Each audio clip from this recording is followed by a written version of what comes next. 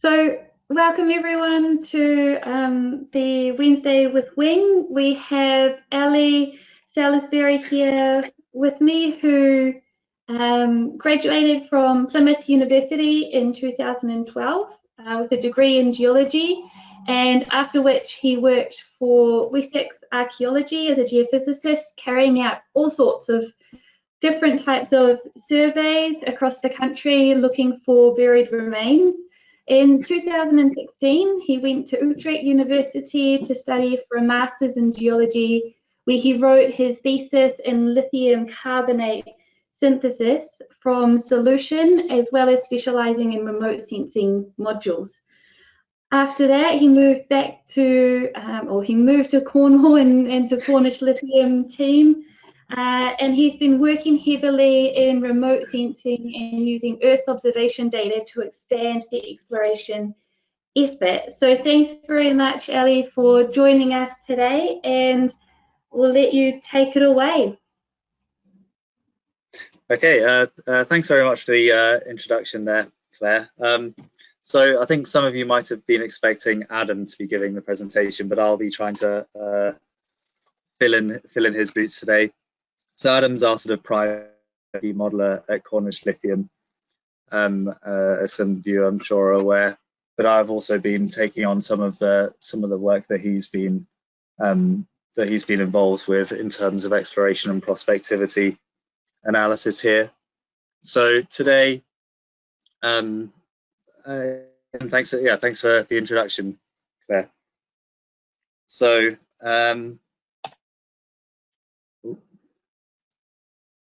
There we go, short disclaimer. So I thought I'd give a bit of a context to what we're sort of really doing at Cornish Lithium before I get into our drilling program and our geothermal waters program. So essentially, we have this ambitious climate action to limit global warming to 1.5 to 2 degrees as set out by the Paris Agreement a few years ago.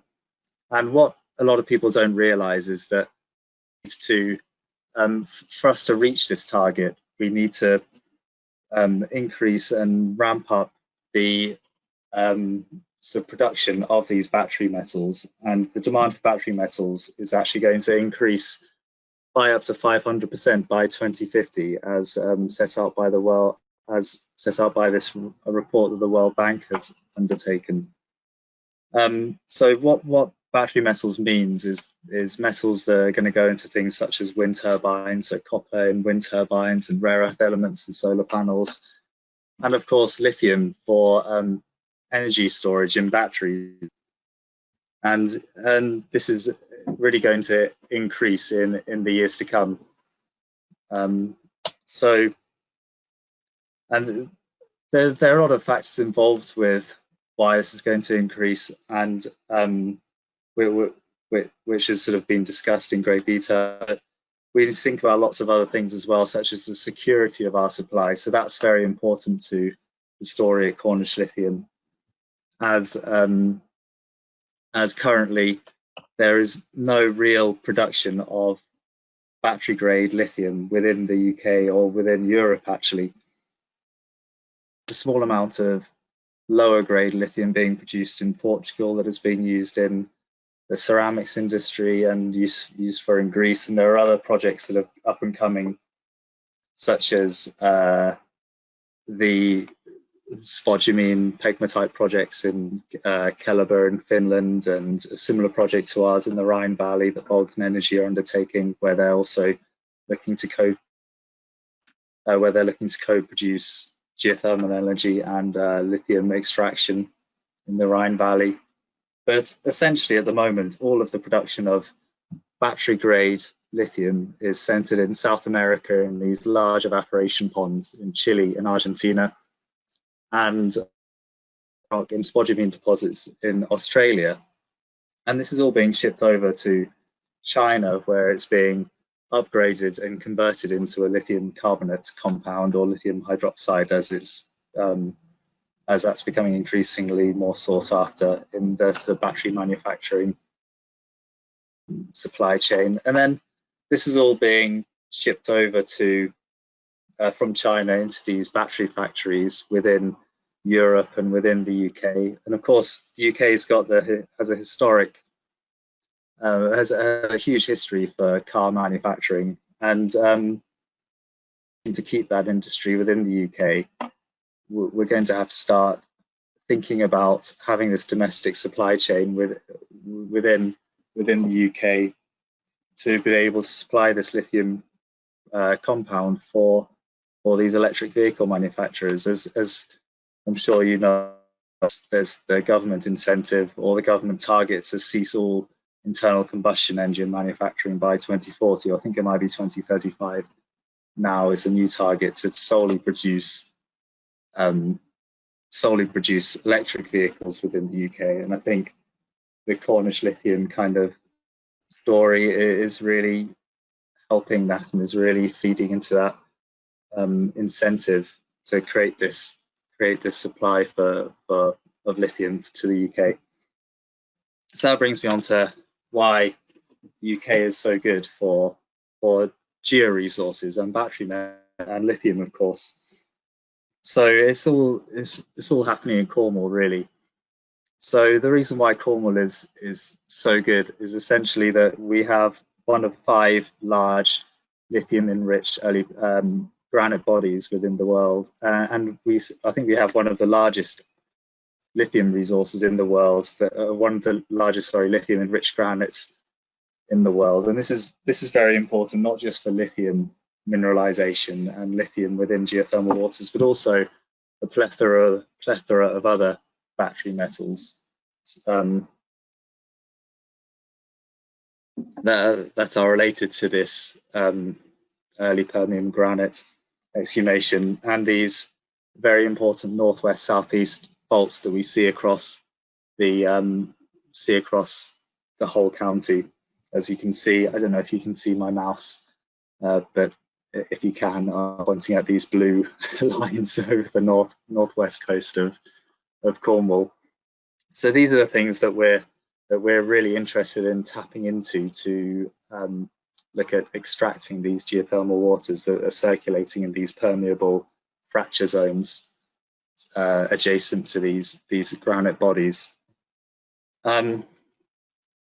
So not only is it that Cornwall is fantastic for battery metals, but it's also the sort of centre of the UK for geothermal energy. It has the highest heat flow in the whole of the UK, and that's primarily due to these granites that are hosting these radiogenic isotopes, uranium, thorium, and potassium, that are emitting heat and increasing the geothermal gradient within the county.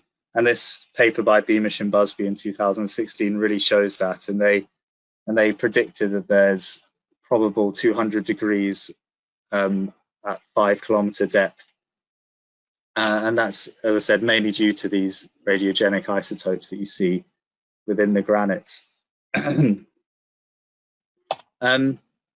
So this is the section that we always like to show, but it does show an important picture, and it tells an important story.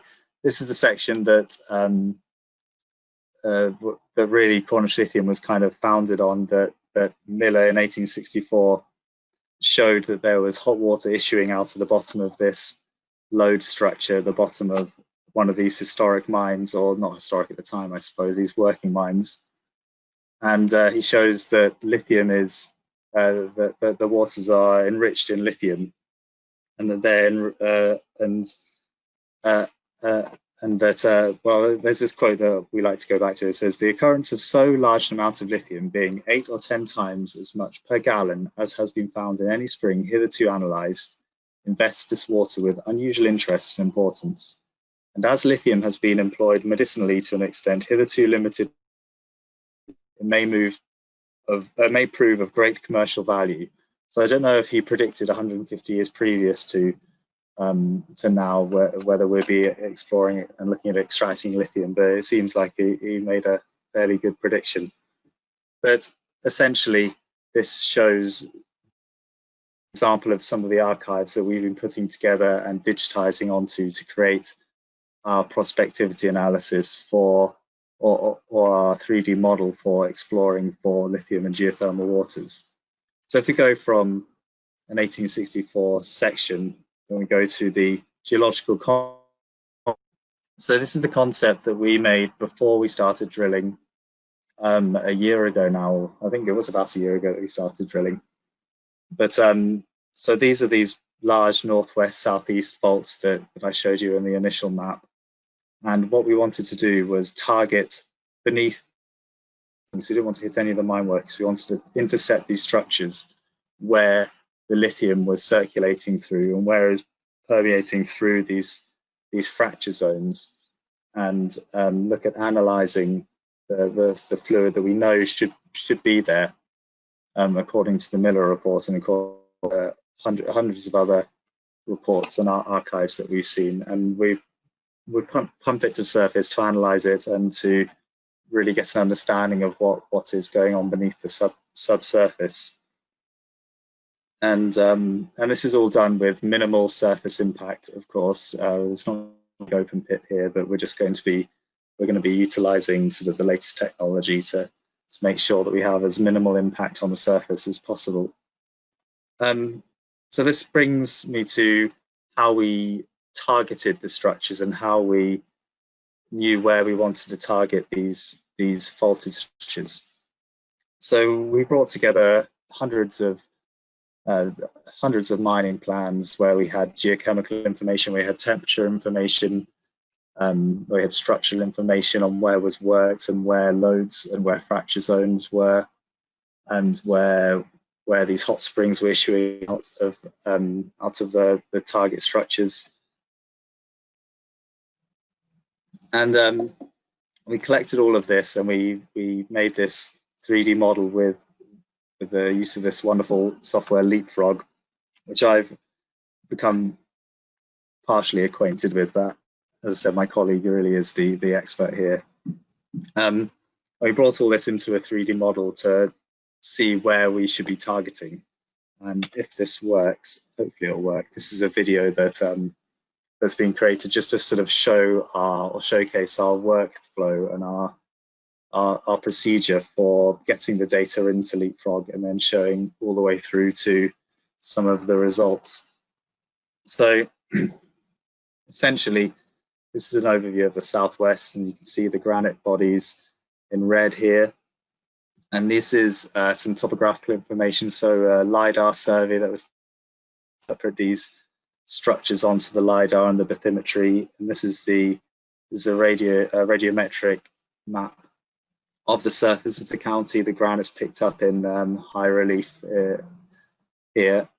And if we go over down towards United Downs into our area of interest, this is a plan view of the area, and then we move into sort of 3D space. We can see these sections here. If I can pause the video, go a bit further. So these sections are every 100 meters or so, sometimes a bit more regular, sometimes a bit less regular, but essentially these are all old mine plans and mine sections that we've worked together with an old mine captain to digitize and put into this software and between. And that's what this software is excellent at doing. So is it playing? Yeah. So these structures here, these grey ones are these faulted, these northwest southeast faults, and the coloured ones are the structures that have been worked previously. Sorry. And there we go. I think it's playing.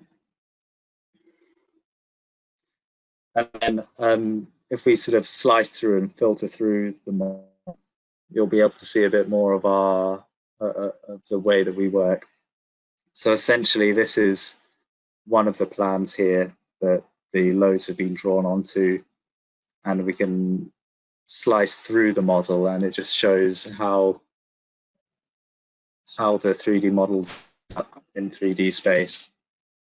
And what the program does, you draw you draw points on these sections, and the program interpolates and interprets between the points based on a number of geological parameters that you set up, and you can decide what the sort of what terminates on what, and it's really quite good. And this is the old Miller plan again, and this is the original data point down here on hot load where we have the temperature for, and this is us building up the rest of the 3D model with the other geochemical data that we've input. This is the United Downs area, the hot load and Great South load, and what you're about to see is our planned boreholes coming down here. So we can see we want to miss the old mine workings and intercept. This is an elven here, so a rhyolitic dike. But what we want to do is intercept hot load where we know that these waters are circulating through. So this is the granite here. And then what you can see here, the actual boreholes that were drilled. And the different colors here represent the different lithologies from the core that we logged a year or so ago. So you can see here, this is where we intercepted hot load, and the model was actually accurate to around 20 meters, which was fantastic. And these areas here are the areas that we isolated, and we pumped the geothermal waters, or the water circulating in this structure or in these structures further down. These are the areas that were fractured and that we pumped the water up from. And so we collected, obviously, we did some wireline geophysics after the drilling, and here's some televiewer data of the major joints, and the more sort of red the color is, the more open they were, and the cooler the color, the more closed the fracture was. So we can see where the most fractured zones were, and it just so happens found where we pumped from, which is lucky. And then here's the second hole that we drilled, also intercepting hot load. And then we did other surveys as well. So it's a conductivity survey, which should pop up here, and you can see the lows are where we also pumped from. So and then the gradient here is the geothermal gradient down the hole. And then just to put it back into the context of the county, that's just a tiny area that we've really modeled. Well, it's quite a large area, but a tiny area that we've modeled in great detail, and we're looking at expanding to a wider sort of regional analysis. And this is some of the other, which will pop up in a second. These are some of the other areas that we have data for, and some of the other areas that we are that we will be able to model. So that's the end of the video. Hopefully I can. So I mentioned about our sampling methodology, so I thought I'd speak a bit more about the Packer system that we used. So we worked together with SRK Consulting, and we were sort of collaborating on creating bespoke sampling methods to be able to sample these fluids in these isolated discrete zones. So essentially what we do is we'd be drilling, and then we'd be checking the core every round to make sure, to see if there was any fracturing seen or any buggy holes. And as soon as we saw something that looked likely to be fractured and likely to have these permeable zones and therefore water issuing out of them, we'd halt the drilling and we'd take the drill bit up, and then we'd put this Packer test down. And this is essentially a sort of a balloon that you send down, and it isolates the structure you want to sample from, and then it lets out a hose from the top, and you sample the water from that isolated structure. And we did this 3 or 4 times in the first hole, and then a few more times in the second. But then afterwards, we also sampled the entire hole as well, to see if there was any interconnectivity between the zones, to see if we could extract any more data from the hole itself. So we have some data from the boreholes here. So we have hole 1 and hole 2 here with the temperature gradient. As you can see, it's a fairly linear geothermal gradient up to where we sampled, where there's a big step. So this must have been where the water was issuing out of the fracture zone. And this is in hole 1, and we have historic data here as well. And then it plateaus off down towards 1,000 meters, which was our maximum depth. And positive, so you can see positive temperature anomalies indicate where the inflowing geothermal water is. So that's around this zone here. I don't know if you can see my mouse or not, but I'm sure it's fairly obvious. As well as temperature data, we also gathered televiewer data. So this is essentially photographs of the sidewall of the core of the borehole as you go down. So this is an optical image which can then be interpreted and processed to gather this sort of sigmoidal shapes here, which can be interpreted into strike and dip. So you can work out the strike and dip direction of each of these planes, and you can start to build up a tectonic regime and a structural model of the fractures within the hole itself. And this is one of the areas that where this 2 meter void was. This is one of the areas that we sampled, and I don't know if you can see, but on the far right there, that's what the core looked like. Where this void was, the rock is completely messed up and sort of disintegrated, whereas further up it's a lot more competent. So it really does correlate well with what we saw in reality. So these fracture sets, you can see 2 sort of main populations in the south, east and northwest, and we think these correlate to some of those Variscan northwest southeast structures that I mentioned near the beginning. So this is really good news for us, and it shows some of the open ones also relate to those structures. And we also got some other nice information. Some other nice information out. So these are some close-up pictures of the core itself, where we've interpreted where the original bedding was in these clasts, and you can see the S1 foliation that's been crenulated by the new foliation here. So we can see different sort of tectonic regimes acting on our core, which is really nice to see as a structural geologist. And you can see these S2 these S2 folds being folded by these F3 S3 crenulation. So there's a lot of information that we can extract from looking at our core, and it really correlates nicely to what we've seen in the literature and what we've seen elsewhere in Cornwall. So, as well as the structural information from the core itself, we've wanted to build up a bit of a regional idea of what's going on structurally in Cornwall as well, and tectonically. So to build into a fracture network. So we've also done, last summer we surveyed some of these north coast cliffs in collaboration with Aerospace Cornwall, where we knew these northwest southeast faults were outcropping. And we did this with the idea of creating 3D models from these drone surveys, from these photographs, and digitizing the planes. And I'll put this in. But anyway, that's a fancy looking GIF of one of the models.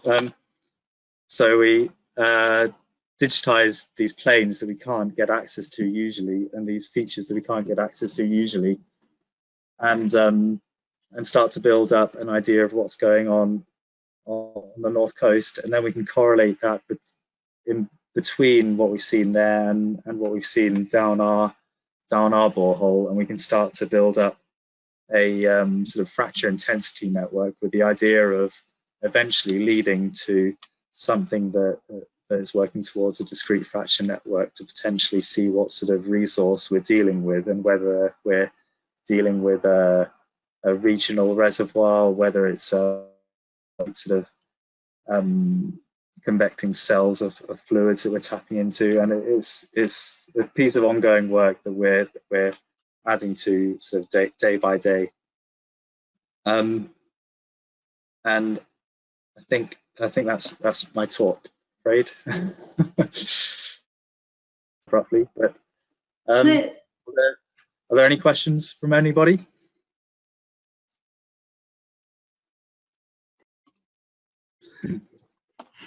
I've got one. Go for it, Pete. Excellent. Thanks for your talk, Ali. Can you tell us something about the results? What have you found? What we found where, sorry? In the 2 holes drilled at United Downs. What lithium have you found? We're currently not releasing the grades of those at the moment. We can say they're very promising. We're very excited about them, but I'm not the person to put those out, I'm afraid. Are you allowed to talk about the samples from the deep holes around the corner or not? Yeah, I believe those results have been released. Yeah. Okay.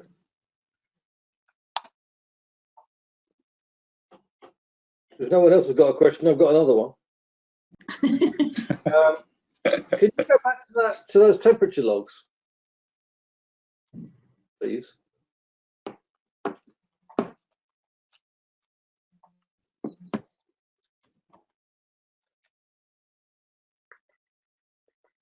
Sorry. All right. Yes. Those are really interesting. When were they done? After you had done your flow tests, presumably? Because you did the flow tests as you went down the hole, right? The sampling. Yeah. Yeah. And so I think they were done after. And then did you do the temperature logs after that? I believe so. Yes. Do you know how long after? I think there's quite some time afterwards. So there's quite a bit of a gap between this and the temperature logs. Yeah. What's your interpretation of that? Are you saying where are you saying the inflow points are then? Where the discrete sample intervals were? Yeah, so the initial inflow point we believe is where the was at 600 meters. Yeah. Is your interpretation this that there's some crossflow going on in here naturally? Yeah, we're not quite certain what our exact interpretation is at this stage, but we're thinking that there might be possible interaction between the two. As you can see, the hole 2 doesn't have that kind of positive anomaly as the same way hole 1 does. Yeah. Okay. That looks like crossflow to me. But okay. Do you know anything about the relative sizes of those inflow points? So there's obviously. I don't have it off the top of my head. Sorry, this is a. Yeah. No. Okay. I think we've also got a question to come through from Sandy. Sandy, do you want to ask your question? Yeah. Hi, Ali. Great talk. Hi. I'm trying to get a feel where is the lithium sourcing from? So there are a number of debates as to where the lithium is being sourced from, but one of the ideas is that it's being leached out of the granites themselves. So these lithium-enriched granite bodies, Cornish batholith in Cornwall, over the millions of years since it's sort of been exhumed here, these cross-course features has been leaching the lithium out of the lithium micas within the granites themselves. So that's one of the ideas of the sources for lithium. Thank you. I'm also interested. I'm sitting about 5 miles from the Hill of Fare in Aberdeenshire, which is a granite body, and I'm interested in are there any lithium micas in the granites in the northeast of Scotland? Do you know? So I went up to Scotland last year for some field work for a separate project actually, but I know that there have been some historically reported occurrences of lithium-bearing granites in the Cairngorms. So there's a Zinwaldite granite in the Cairngorms. There's been has had some interest in it previously, but I'm not sure around Aberdeenshire whether that's the case or not. Okay.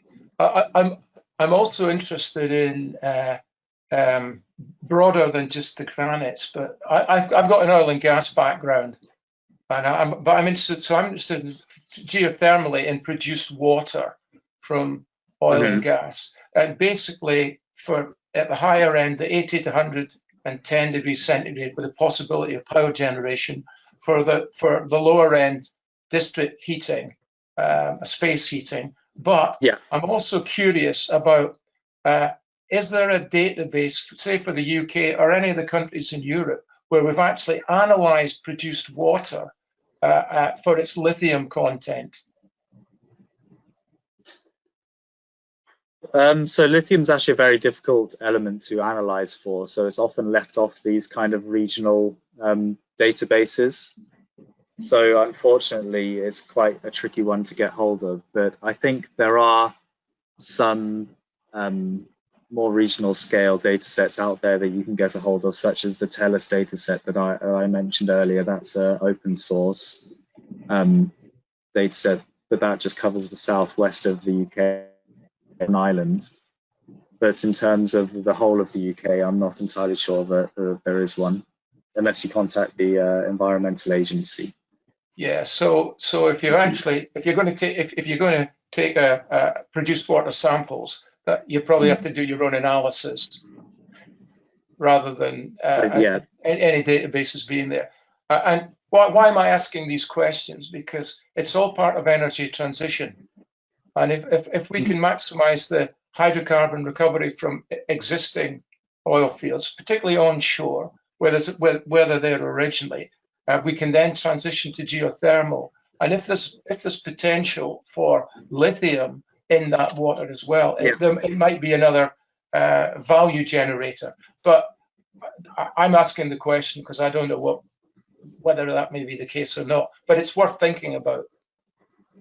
No, absolutely, and there have been some oil field brines, especially out in the US, to see what their lithium content is like, and I think, as is the case with most things, some are better than others, but yeah, it's definitely something to look into. You're right. Thank you. Thank you. And I think, Ali, we've also got a question from Diana. Diana, do you want to ask your question? Hello, everyone. I don't know if you can listen to me, and I don't know if you're going to be able to understand the way I'm talking. That's why I only put it in the chat. But my question, my question is, what is the depth of the highest lithium concentration, and what about the chemical water characteristics in that place, in that area of your study? I want to understand that. Okay. So I can talk broadly about the sort of chemical characteristics of the water. So we know that the waters themselves are very high in total dissolved solids. So that's one of the reasons why we see a lithium enrichment, because there's generally more total dissolved solids the deeper you go down and the higher the temperature. So the more lithium there will be. I'm not sure I can talk exactly about where we find the most, the highest grade lithium, but we know that even towards the bottom of where we sampled before, there are elements of sort of mixing. There's a whole mixing series as you go down the well itself, between what we think is sort of mature waters and the more the waters that are sort of more involved in the meteoric regime towards the top of the hole.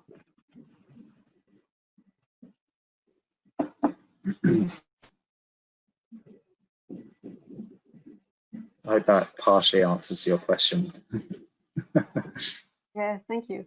Okay. Are there any other questions from anyone?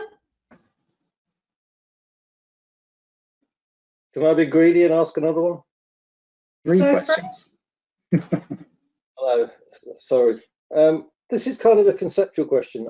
I think the two situations you talked about are different. If you're drilling holes specifically for lithium, then I don't know what happens about re-injecting the fluid once you've taken the amount of it. But in the situation where you're attempting to piggyback with a deep geothermal project, you just said that the lithium is probably in the water because of millions of years of interaction with the rock. But once that's been swept out, once the first water is out of the system and the first lithium is out of the system, and the geothermal doublet is a circulating system, doesn't the lithium content just dwindle away?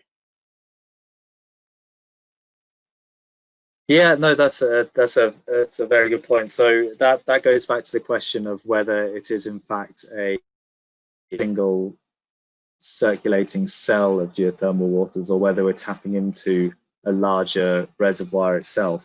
I think that's one of the questions that we're hopefully going to be able to answer once we've built this fracture network that we're building, see if what the interconnectivity is like between these fractured zones. But I think it's obviously a very good point, especially with when you re-inject after geothermal energy production. What happens when you're just sort of sucking up the same water, but it's hot again?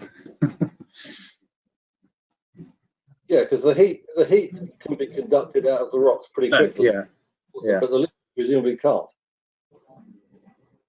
No, yeah. So those are some of the tests that we're undertaking as well, to see how quickly the lithium is being leached out of the granite itself. So these are all questions that we're asking ourselves. Okay, thanks. Thanks, Pete.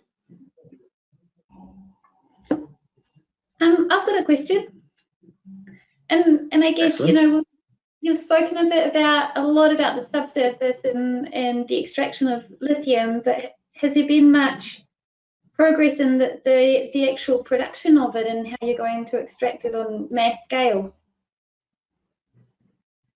So in terms of extracting it from the geothermal brine. water, from the brines, there are a number of technologies that are sort of currently being used. We're looking at this direct lithium extraction technology that I think is being sort of piloted by certain companies. So we're exploring a number of avenues at the moment. We don't really want to kind of put ourselves down to one, but the DLE technology is looking very promising. So it is something that has actually already progressed quite far in a global context already. Yeah, definitely in research it has, yes, but I'm not sure how much has progressed on sort of large scale production. Yeah, no, it's interesting. Are there any other questions from anyone else? Cool. Oh, thank you very much, Ali, for joining. And for presenting us on the work that you have been doing. It's definitely an interesting area and something that's new, which is coming out. So we'll have to get you back in maybe 6 months' time to let us know how you progress then as well.